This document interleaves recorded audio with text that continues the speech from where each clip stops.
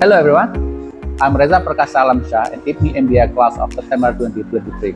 My warm welcome on Corporate Finance course where I will share my insight and key takeaways on Corporate Finance course. I'm honored to have Professor Sambal, a distinguished professional with over 14 years of experience in both business and academia. His wealth of knowledge and expertise in the field of the finance is truly unparalleled. Let me extend my utmost respect and attention to Professor Sambal as he imparts his wisdom on this lecture. And let's make mistake.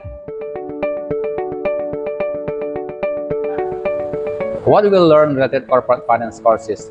In this course, we will cover a whole range of fundamental corporate finance concepts that will help you for business and or academia purpose. The course will be divided into 5 chapters. First, Introduction of Corporate Finance.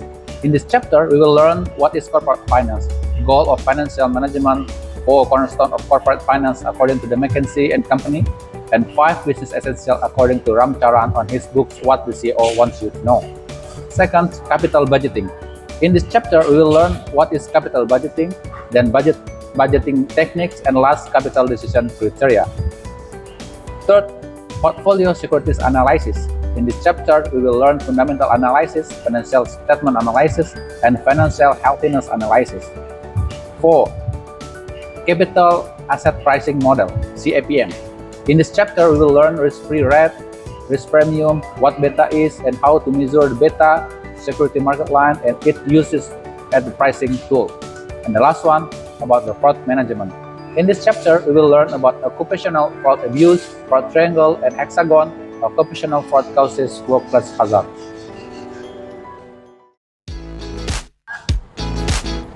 Without further ado, let's start it from chapter 1, Introduction of Corporate Finance. If you ask most people what the corporate finance is, we will get variety answer. The sales and marketing division might say corporate finance is financial analysis of product and pricing strategies. We as accounting can be answered corporate finance is an extension of accounting.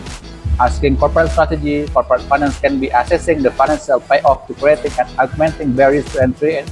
And if we ask the operation manager, might be the answer, the corporate finance is financial consequences of production and operating decisions. All the answer might be correct. However, according to the corporate finance theory and practice book by Aswat Damodaran, corporate finance is every decision that business makes has financial implication and any decision will affect the finances of business. Goal of financial management. After we discuss about the definition of corporate finance, now we will discuss what is the goal of financial management. The goal of financial management can be divided into several objectives, starting from basic objectives such as making profit and wealth, operational objectives, safety, investment, and growth of their enterprise, social objectives such as pay dividend, wages, interest, taxes, and fair settlement with suppliers, and research objectives to research into new and better sources of finance. Then, we need to know 5 business essentials according to Ram Charan on his book, What the CEO Wants You to Know. First, about the cash, and then the margin, velocity, growth, and the last, customer focus. We need to understand as well the 4 cornerstones of the corporate finance according to the McKinsey & Company, such as core of value, conservation of value, expectation treadmill, and business owner principle. Principal agent problem.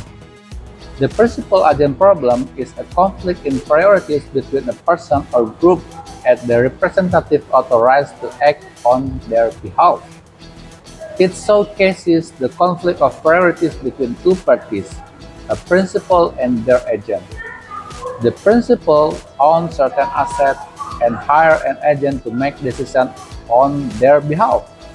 Conflict arises when the agents start to act in their own best interest instead of acting in the interest of their clients. Now, the question is, why it happens? The causes of principal agent problem consists of 3. 1 is conflict of interest, 2nd, asymmetric information, and the last one is moral hazard. So, what is the solution? The solution of this problem are manager competition reflex share price, then stock option, takeover, terminate unperformed manager, and good corporate governance. While the good corporate governance should reflect the transparency, accountability, responsibility, independency, and fairness. Now we are heading to the capital budgeting. The capital budgeting is the process used by a company to determine whether a long-term investment is worth pursuing. Capital budgeting is used to determine which fixed assets purchases should be accepted and which should be declined. The process itself provides a quantitative evaluation of each asset, allowing the company to make a rational and informed decision. So what is the capital budget technique? There is 6 common techniques used in the capital budgeting. First, net present value, NPV, internal rate of return, IRR, payback period, profitability index or PI, modified internal rate of return, and the last one, equivalent annual annuity. So what is the capital budgeting decision criteria? The capital budgeting criteria consists of the decision rules should consider all relevant cash flow. The decision rules should acknowledge the time value of money. The decision rules should consider the richness of cash flow. And the last one, the decision rules should always rank projects so that those projects at the most the value of the firm are ranked highest. So we will learn the big picture of the investment strategy. First, fundamental analysis. Fundamental analysis consists of domestic and global economic, industry analysis, and company analysis. Second, financial statement analysis consists of profitability, ROR, ROE, liquidity, CR or QR, activity, PAT or PAT, leverage, DOR and DER, and market ratio, dividend yield. And the last one, financial healthiness analysis with the natural level, quality numbers, historical trend, industrial benchmark, and the composition. So we will learn the big picture of the investment strategy. Now we will learn about the extrinsic value versus market price. Extrinsic value represents the price which investors believe the security should be trading at. Extrinsic value is also known as fair market value or simply fair value, while the term of market value simply refers to the current market price of security. So, how about if the extrinsic value above market price? So, the decision should be buy. And what about if the extrinsic value below the market price? So, the decision should sell the stock. And how about the extrinsic value equal to the market price? So, the decision should be hold.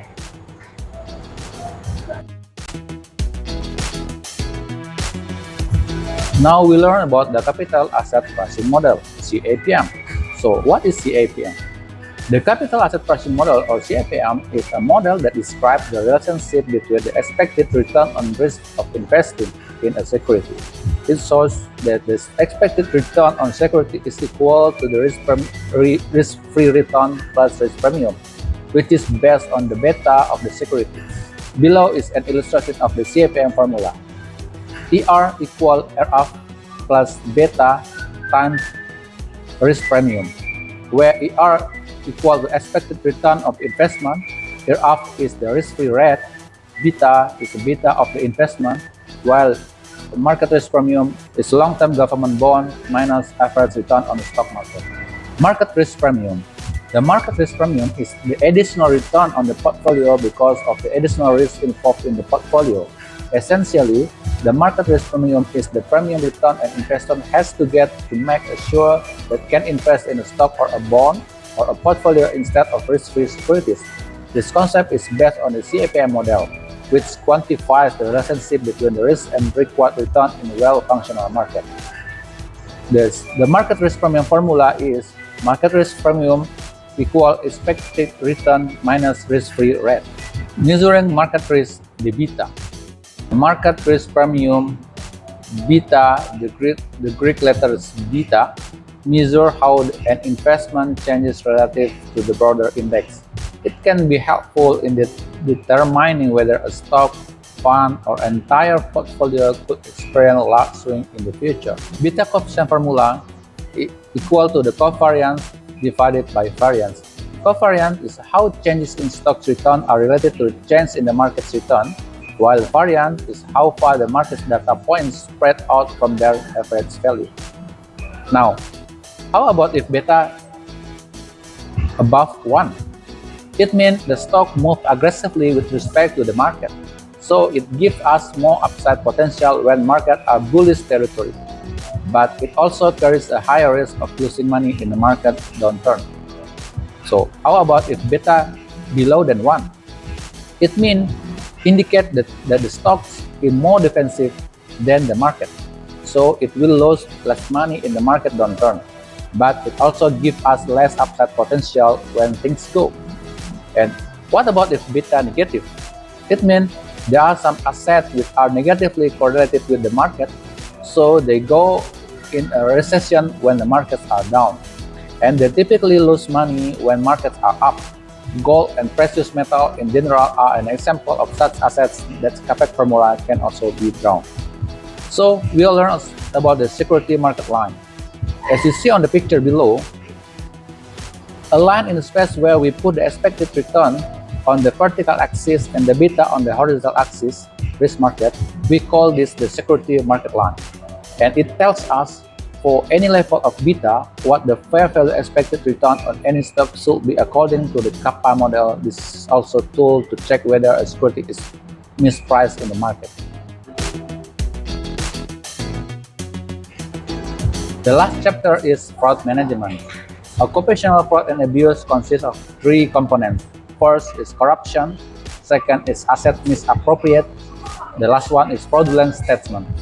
The corruption can be consist of the conflict of interest, bribery, illegal gratitude, and economic extortion. While the asset misappropriate can be cash, can be inventory, can be all other assets. While the fraudulent statement is financial, can be also non-financial. Fraud is defined as intentional misrepresentation or concealment of information to deceive others with the objective of gaining unfair or unlawful gains. It is a global problem affecting organizations of all types and sizes in the future. The fraud triangle developed by Dr. Donald Tracy has been used for many years to assess the 3 drivers of fraud: need, opportunity, and justification. The other factors like factor competence, characters, and arrogance we can call the hexagonal of fraud. Occupational fraud causes workplace hazards. Result of occupational fraud such as huge personal debt or losses, lifestyle beyond income capacity, over speculation in get-rich-quick scheme, gambling, perceived unfair treatment by company, pressure from family or certain group, alcohol or drug addiction, love affair with same office. Tips help fraudsters. The most common initial detection method of frauds: 40% tip, 15% internal audit, 15% management review, by accident 7%, and 5% account reconciliation. It's according to the 2018 IPMI report to nation. Well, we have learned about corporate finance and hope you enjoy it. However, I will recommend you several books for your learning journey. First, Principle of Corporate Finance by Braille. Second, Corporate Finance and Theory by Aswat Damodaran. Third, Value, the 4 cornerstones of corporate finance by McKinsey. The last one, What the CEO Needs You to Know by Ram Charan. See you. Have a nice day.